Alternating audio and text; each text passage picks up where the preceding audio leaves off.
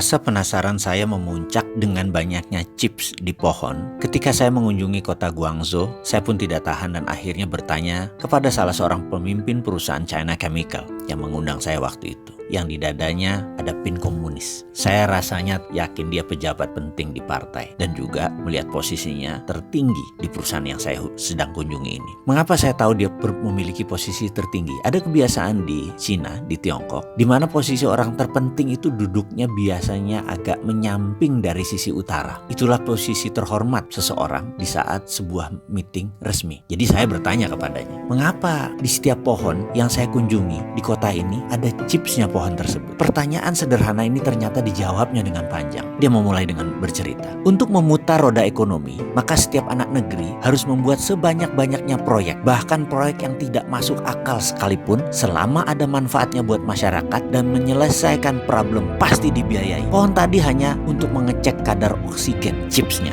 dan data minor lainnya, namun nampaknya penting.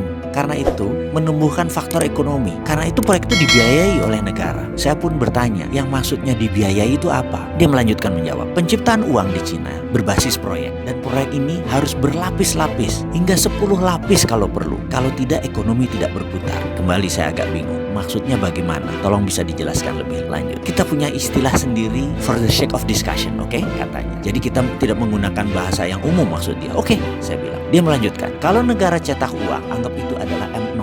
Lalu uang tersebut diberikan kepada bank, jadi M1.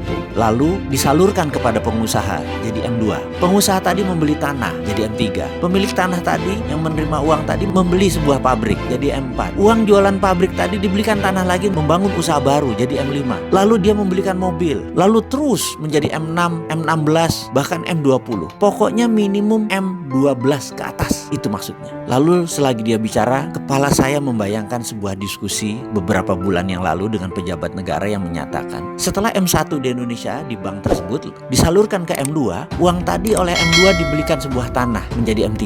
Lucunya M3 tadi sudah balik lagi ke bank, jadi M4-nya balik ke bank. Pemilik M3 tadi setelah menerima uang hanya duduk-duduk makan bunga bank saja, belanja-belanja cantik, duduk-duduk cantik, itu aja sudah, nggak ada lagi yang lain. Bagaimana ekonomi bisa muter kalau M-nya di bawah 5? Si pejabat tadi melanjutkan pembicaraannya yang membuyarkan lamunan saya. Dia melanjutkan, karena itu dalam strategi memprint money, di mana di Cina berbasis proyek, proyeknya harus berlapis-lapis, jangan satu lapis. Juga kita harus membangun budaya berbisnis. Negara harus melonggarkan banyak aturan, namun tetap dikawal ketat uangnya. Saya kembali melamun ke Indonesia. Bagaimana kalau Indonesia membuat grand plan strategi nasional ini, melibatkan proyek berlapis-lapis lebih dari 10?